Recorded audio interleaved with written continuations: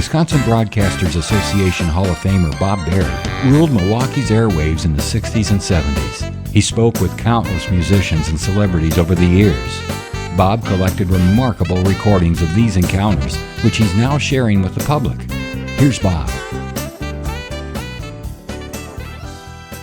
If you were a fan of old-time radio or early television, then you'll have some fond memories of Red Skelton.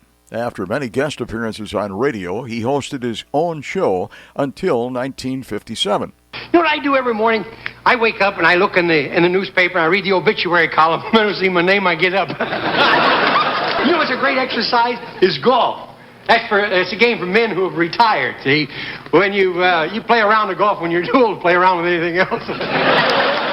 Red made his television premiere in 1951. Despite high ratings, the Red Skelton Hour was canceled in 1970. The network said they needed to attract a younger audience. His last year on TV was 1971 on NBC. His multi-talents included starring roles in 19 movies and painting. His clown prints and lithographs earned him $2.5 million a year. He also made many personal appearances, including several here in Milwaukee.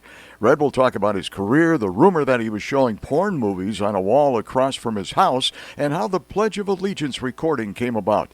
If you haven't heard it, be sure to listen on YouTube after the podcast.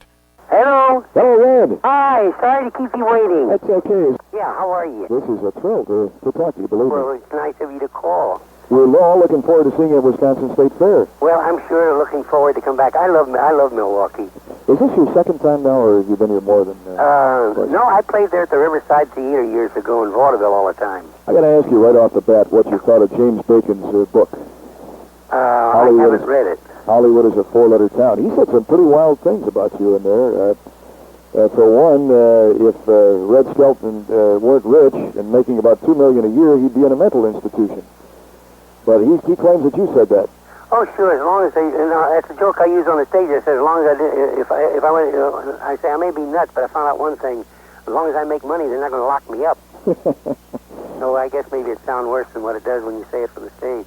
Well, he did mention that when he was over at your house one time, you were showing a porno flick on a garage door down the street. No, he was not at my house, nor did I show a porno flick on a garage door.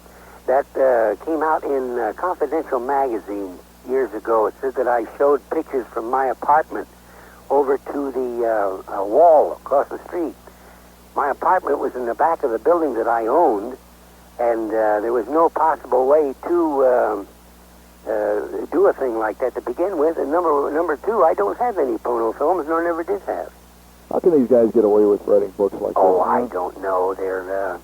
I guess they want to say something, and they feel I'm a dull personality, and they want to liven me up a little, I guess. You were in a lot of films in the 40s and a couple in the 50s, and the one, of course, in the 60s, The Magnificent Men in the Flying Machine. Did you decide that you wanted to get out of films, or was it just I bought my contract from Metro-Goldwyn-Mayer when television started to hit. 1940, when I first came to California at Metro, I held out in my contract. They would pay me $2,500 a week. And I held out in the contract till they gave me a radio clause and a television clause. Well, they gave the radio clause, and they said, what the hell is this television clause thing? And they got to laughing, and everybody says, what's with this idiot? He's holding out for a thing called television. There was no such thing. It was here, but no one paid any attention. And I gave them little lectures about you'd better start thinking about that and making films for that, for the simple reason that if you don't, your theater's going to be turned into garages.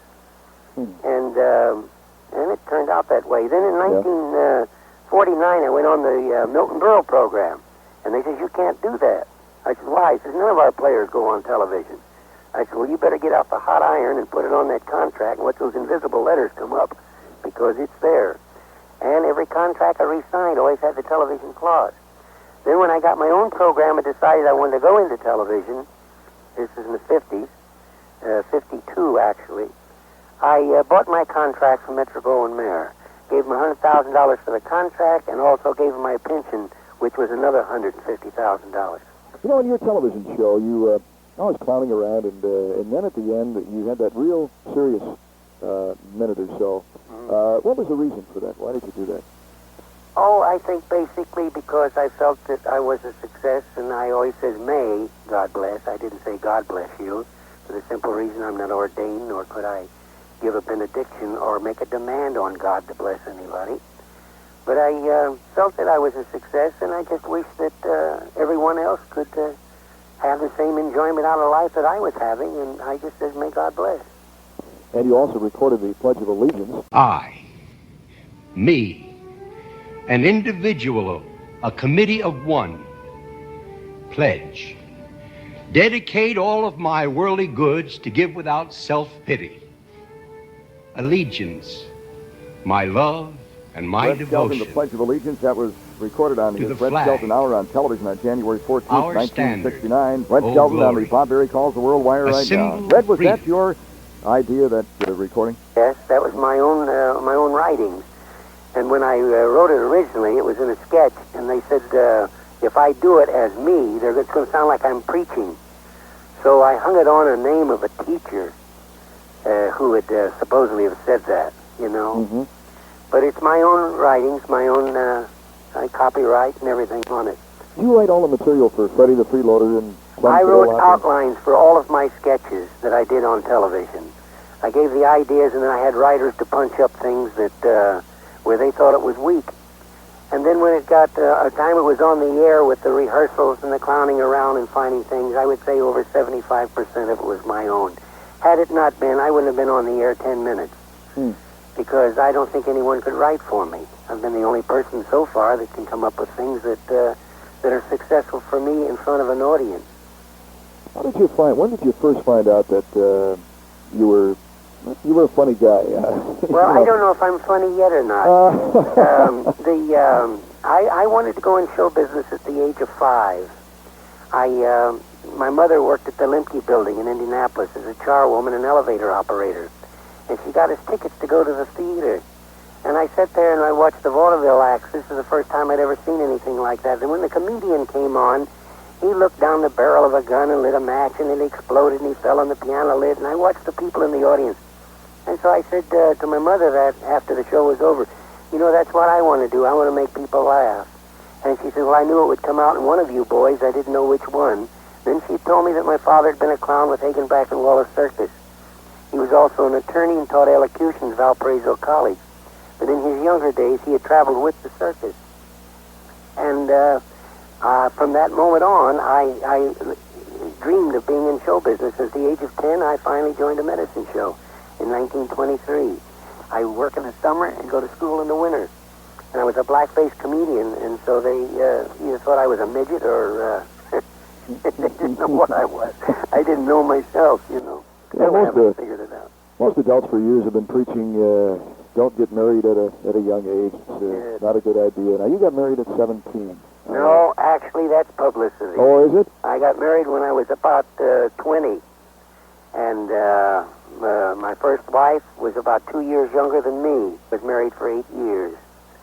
And it was a companionship mostly, being lonely, I guess. And it didn't work out. So I wrote my shows and things, and they said, well, so that you can get extra money from the studio, why don't you say that the material belongs to Edna? So I start putting Edna's name on things, and the next thing you know, she began to believe it. And one night at a party, I said, gee, that's funny, huh? She said, well, it should be. I wrote it. I walked out, and I haven't seen the lady since. I'll be there. Yeah. Have there been times when you had to go on, when there was a tragedy?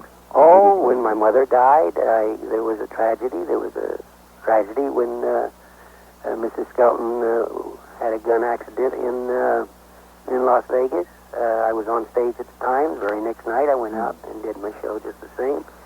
And with my son, the same thing. 2 weeks after his death, I went back and... but those are all parts of the vicissitudes of life. Parts of life, yeah. I guess make you appreciate the fact that other people can laugh. No conversation with Red Skelton would be complete without a couple of the characters coming in to say a couple of words. Well, you know, it's kind of hard to just to sit down and be funny when somebody asks you about a joke. You mean you want to do one now? Yeah, that'd be great. Gertrude and Heathcliff were flying up, and they says, Gertrude, yes, Heathcliff, let's fly down there. I see a berry down there. says, "Oh, no, we eat berries, not nuts."